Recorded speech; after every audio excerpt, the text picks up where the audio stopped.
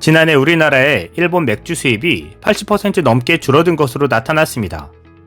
수입 맥주 시장에서 일본산은 불매운동 여파로 2년 만에 1위에서 9위로 추락한 것입니다. 28일 관세청과 주류업계에 따르면 지난해 일본 맥주 수입액은 566만 8천 달러로 전년보다 85.7% 줄었습니다.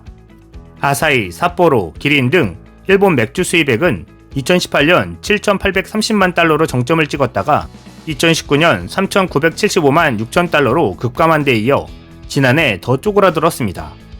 2019년 영업손실이 198억 원으로 적자 전환했고 지난해도 부진에서 벗어나지 못하는 상황입니다.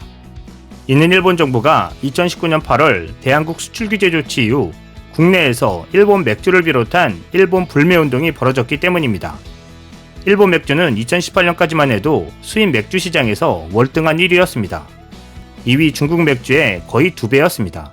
하지만 2019년 수입액이 4천만 달러 선 아래로 떨어지며 중국 맥주의 역전당해 2위로 내려왔고 지난해에는 9위까지 떨어졌습니다. 지난해 수입 맥주의 원산지를 보면 1위는 네덜란드였으며 뒤이어 미국, 중국, 벨기에 등의 순이었습니다. 일본 맥주 수입액은 2019년 9월 바닥을 찍었고 이후에는 소폭 증가세를 보이고 있습니다.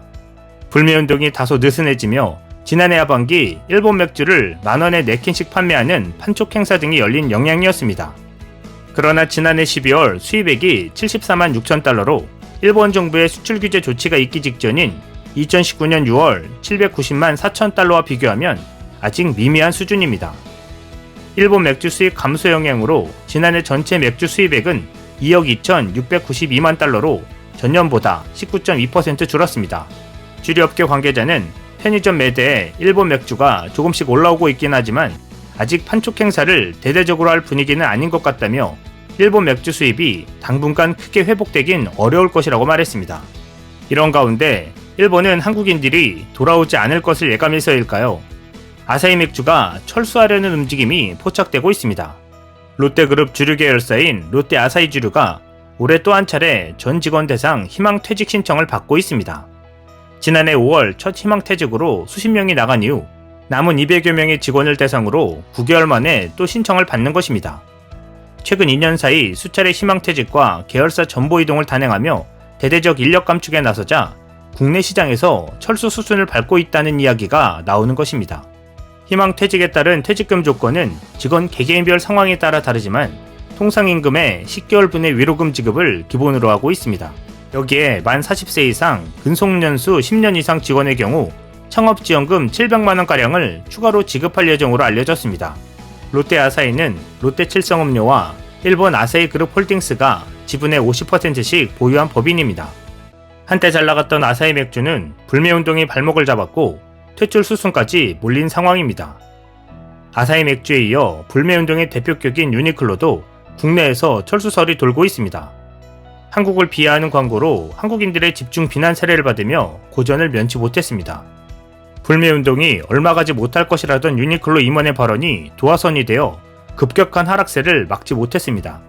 유니클로는 매장들의 오픈 카페 여부는 예정된 조율이라며 애써 부인해왔지만 코로나19까지 겹치며 커다란 손실을 맞자 무릎을 꿇은 모양새입니다. 1년 동안 한국에서만 900억 원의 순손실을 냈고 이달에만 전국 10곳의 매장이 문을 닫았습니다. 때문에 이제 철수 준비에 나서고 있다는 분석이 나오고 있는 상황입니다. 이들 일본 기업 모두 롯데와 합작 관계에 있는 회사들입니다. 롯데를 발판 삼아 한국에 진출한 기업들이었습니다. 하지만 이제 한국 기업임을 강조하는 롯데에도 한국인들의 관심이 쎄해지는 상황입니다. 특히 롯데쇼핑의 지난해 실적에 있어 매출과 영업이익이 모두 감소했습니다. 롯데쇼핑은 지난해 연결 기준 매출이 16조 762억 원으로 2019년보다 8.8% 감소했다고 8일 공시했습니다. 영업이익은 3,461억 원으로 무려 19.1% 감소했고 순손실은 6,709억 원을 기록했습니다. 백화점과 영화관을 운영하는 롯데컬처웍스가 코로나19 사태로 큰 타격을 받으면서 크게 주저앉았습니다. 지난해 4분기 매출은 3조 8,477억 원으로 10.8% 감소했지만 영업이익은 1,815억 원으로 316.8% 증가했습니다. 백화점 사업부는 코로나19 영향으로 지난해 매출이 2조 6,550억 원, 영업이익이 3,280억 원으로 각각 15.2%, 36.9% 감소했습니다. 롯데마트 매출은 6조 390억 원으로 4.6% 줄었지만 영업이익은 190억 원을 기록하며 2019년 248억 원 영업손실에서 흑자 전환했습니다.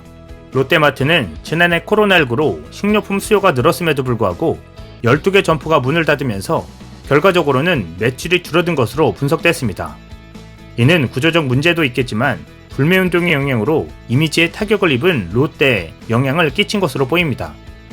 한편 일본의 수출 규제를 계기로 1년 6개월간 소부장 경쟁력 강화 대책을 시행한 결과 핵심 품목의 공급망 안정화와 사업화에 진전이 있는 것으로 나타나고 있습니다. 반면 일본이 경제보복 이후 한국에서 반도체 소재 국산화가 진행돼 관련 일본 기업이 큰 타격을 입었다고 이온게이제이 신문이 7일 보도했습니다. 니케이는 한국무역협회 자료를 인용해 작년 일본의 불화수소 한국 수출은 전년 대비 75% 감소했다고 전했습니다. 일본 정부의 수출 규제 강화 전과 비교하면 90% 정도 급감한 것입니다. 일본 기업에 의존하던 반도체 소재인 고순도 불화수소를 한국의 소재 기업들이 생산해 삼성전자 등에 공급하기 시작했기 때문입니다. 삼성전자와 SK하이닉스는 한국 정부의 요청을 수용하는 형태로 생산 공정의 일부에 자국산 제품을 도입했습니다. 삼성전자 내부에선 사용하기 익숙한 고성능 일본제 제조 장치나 재료를 계속 사용하고 싶다는 목소리도 나왔지만 정부의 의향을 무시할 수 없다고 니케이는 전했습니다. 그 결과 불화수소를 생산하는 일본의 스텔라 케미화와 모리타 화학공업이 크게 타격을 받았습니다. 통계상 한국 매출 감소분은 연간 60억엔, 약 640억 원 정도입니다.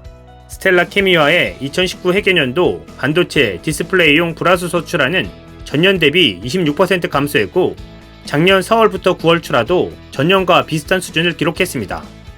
불화수소와 함께 수출 규제 대상이었던 포토레지스트와 폴리이미드는 일본 정부가 수출 허가를 빨리 내줘 출하가 줄어들지 않았습니다.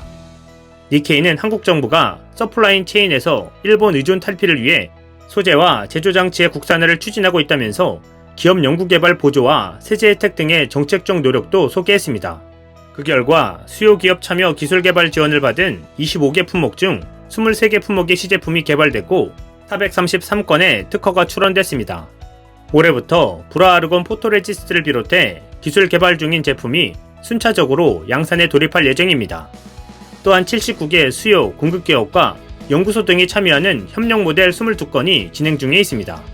이들 기업은 총 730억 원을 투자해 섬유와 2차전지 소재 생산 공장 총 2개소를 신설했고 4개소에 대한 투자도 추진하고 있습니다.